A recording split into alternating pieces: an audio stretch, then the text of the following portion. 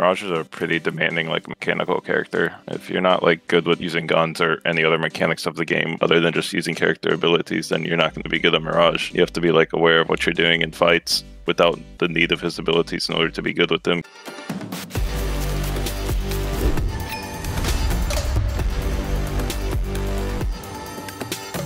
First off, do you guys care to introduce yourself? I'm Dame, Rhode Island. So I go by Yazix. I'm from California. Yeah, my name's Adavant, and most people would just call me Addy. What legend have you been playing in your all's like team compositions? I've been playing Valkyrie. Good way for me to be able to play aggressive and just anchor and be able to get positions. And I play an MNK. I'm the fragger for the team. I've been playing Horizon most of the tournaments. I play on the roller. I'm the IGL/fragger for the team, and I've been playing Mirage since like the game came out. So you guys have been playing Horizon and Mirage for a lot of your all's tournament? Majority of it, yeah. Obviously, you probably feel pretty comfortable on Mirage. What made you guys kind of decide on Mirage? At first, like, we were kind of struggling to figure out like where we fit in. Like, I didn't really know who I wanted to like main for the team. We kind of just said screw it. They told me both to just play my main, so I just hopped on Mirage, and like the tournaments just started going a lot better from there on out. Once we just studied a little bit more, we figured out like Mirage's ult and Seer ult is like a trump card for us. It's been helping us a lot every time we go against Seer teams. Really sort of think like if there's any like meta to be running Mirage, and it'd be this one. Say you're in like a 3v3 with the Seer team. What is kind of your game plan usually then? We try to buy as much time inside the Seer ult as we can, and then once we're ready to make a move, I would just Mirage ult, and we all restack like one way and look to fight from there. That's usually what we do most of the time, and it helps us out. We've kind of gotten used to just having a Mirage in our team. I can pretty much know like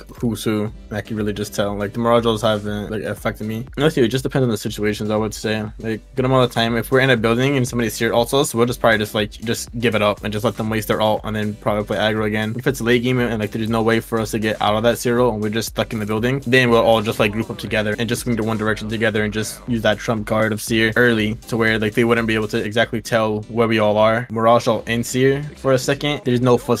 It completely just disappears, and then it's just all the footsteps just reappear. The other biggest thing we usually like have seen in comp, majority of the time, there's a bunch of Seers always queuing and using their ults on just our decoys. Right, and it buys like us and saves us so much like opportunities to capitalize off on. That was kind of my first thoughts when I saw you guys were winning, and I saw that you all said Mirage. I was like, are you serious? Like Mirage? Like, it's crazy. And I think that a lot of the community would think that just because Mirage is the funny character in the game. He's the goofball. He's not to be taken seriously, but here he's playing like at the top level and being successful against the best players in the world. I mean, you're an Apex Predator. What tips do you guys have for using Mirage in game that are maybe trying to improve? Mirage is a pretty demanding like mechanical character. If you're not like good with using guns or any other mechanics of the game other than just using character abilities, then you're not going to be good at Mirage. You have to be like aware of what you're doing in fights without the need of his abilities in order to be good with him, because he's in all honesty like a pretty useless character in team fights most of the time. He's a very like selfish individual character, so you have to learn how to utilize that for yourself at like best thing you could like use his ult for is to conceal your team and to put pressure on the enemy squad. Like a lot of people usually use it to get away, but most of the time you're not going to get away. Like nowadays his ult just doesn't thrive in that field anymore, in my opinion. His old ult used to do that, but his current ult doesn't. I think one of my biggest tips that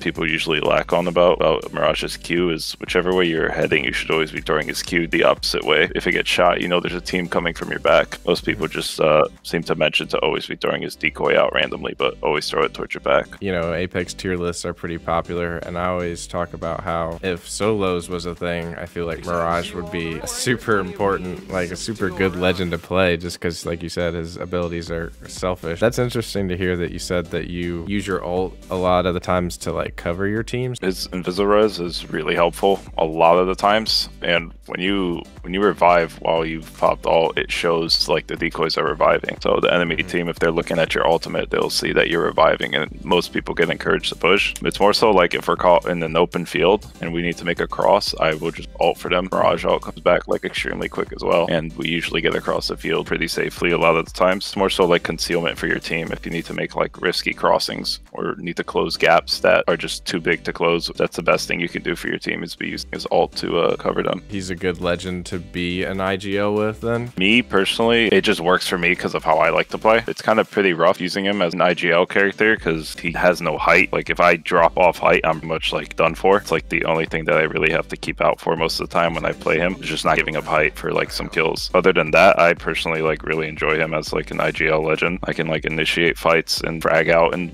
fights a lot just due to my play style and how I like to play the game. And it's huge because when I ult and get that initial damage in, it takes them like quite some time to find me. So my teammates have that second of gap of while they're trying to look at me to shoot the enemies while they're all shooting my decoys and stuff. That really saves us a lot in fights. That's one thing I would definitely say about Mirage, especially playing with Eddie. If you don't know, but the biggest thing is his ult with Mirage. In my opinion, you have to play super aggro in a sense to where if you know a team is pushing a corner in a sense and you're playing Mirage, it's best that you just swing first and just hit your ult because for the first few seconds you're invincible, so they're not gonna see you and they're not gonna have no information that you're even pushing to begin with. The fact is if you're able to push first and play more aggro with Mirage while ulting, that gives you such an advantage because they're gonna be lost and confused on who to shoot, where to shoot, because the first few seconds you're completely invisible. If you're being super aggressive with them, you know that you're gonna take like a push or a fight. You guys know that you can kind of use that to get like the free entry damage. Sometimes Mirage has like a glitch where he'll just start flashing when he ults, and if they notice you, it's pretty obvious who like the real Mirage is.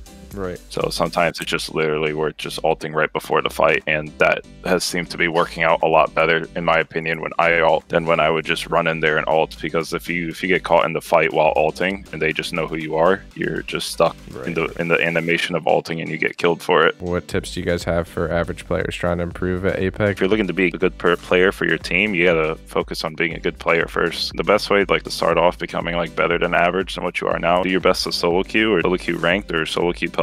Best way to start though is just solo queuing pubs and just fighting, but fighting everything you can while using your head. Shouldn't be looking to ape everything without thinking. That's a really big thing that a lot of even pros I would say miss out on. Tell you to ape a lot of stuff in order to get better, but you need to be using your head when you ape stuff. You shouldn't just be going in there gun and running and expecting like results, doing the same thing over and over. You should always be using your head when you're taking a fight. One of the biggest things that I've seen, like a lot of players that are trying to get into the competitive scene and just trying to just get better, is that every time they get a knock, they kind of just push off of a knock and kind of just like get super aggressive and then sometimes die for it or just take damage that they don't have to. Like if you have a knock on the opposite team, take the time and just get a bat and just reset and then try to finish that team after. If you get a knock, you don't have to force something that's going to cost you. If you don't know exactly what you want to do, don't do it. If you're not confident in your IGL's comms, it's definitely going to affect your team at a whole. Then that you should always go with what your IGL is saying and just do it. But if there are just certain points where you feel like you don't think it's a good play, you can always recommend it. Your IGL should always have the last word. Should always be listening to your IGL. Even if it gets you killed, just talk about the issues after and you go from there. Appreciate you guys taking the time to just chat with me. That's awesome. All right, appreciate you guys. Thank you so much. No problem. Later, Grizz. See you.